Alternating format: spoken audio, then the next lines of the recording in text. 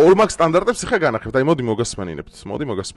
ტელეკომპანია რუსთავი 2-მა თამარ ურუშაძემ გააკეთა სიუჟეტი იმასთან დაკავშირებით, რომ ყოლობაში ბრალდებული ადამიანი თურმე იცნობს და ოდესღაც ხელი ჩამოუთმევია ლელოს რომელიღაც წევრისთვის და თურმე სადღაც ქორწილში ყოფილან ერთად და თურმე საერთოდ ერთმანეთს იცნობენ ვიღაცები ამ ქალაქში, ამ ქვეყანაში თურმე ერთმანეთს ვიცნობთ, ზოგი ლელოა, ზოგი ქართული ოცნება. ხო, ეს ხო თქვა, რომ ზოგი ლელოა, ზოგი ქართული ოცნებაო და რას დააკავშირეთო პროპაგანდისტებო და ასე შემდგომ. ეხლა უყურე, ეს ხო თქვა გუშინ. დღეს დილით ნახეთ რა კამპანია დაიწყო. პირს, რომელიც ამბობს, რომ ონის ოქრიაშვილის თავდასხმელის მეგობარია, სოციალურ ქსელში ქართული ოცნების წარმომადგენლებთან გადაღებული არაერთი ფოტო აქვს გამოქვეყნებული.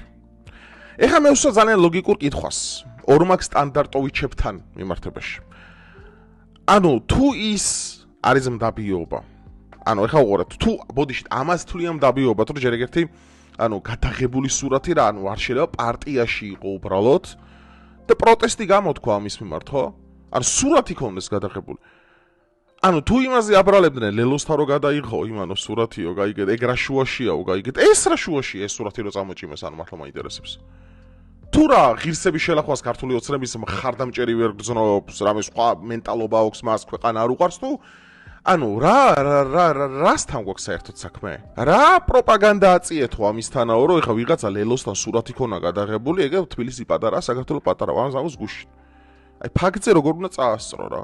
მაშინ ამაზე რატო გვაქვს პრობლემა ვერ გავიგე, რომ პირს რომელიც ამბობს, რომ ონის ოქრიაშვილის თავდასხმელის მეგობარია, სოციალში ქართული ოცნების წარმომადგენელთან გადაღებული არაერთი ფოტო აქვს გამოქვეყნებული. ანუ რა განსხვავება მითხარ? ამას თუ მდაბიობა თვლი, იმასაც თუ არ თვლი მდაბიობა, ანუ რა ორმაგი სტანდარტი. მაშინ აი ყველაზე გულწრფელი რა იქნებოდა იცი და აი ყველაზე გულწრფელი, მე რასაც ვფიქრობ, ყველაზე გულწრფელი, რომ აღიარო რომ ვარ მიკერძოებული თქვა რა ადამიანო.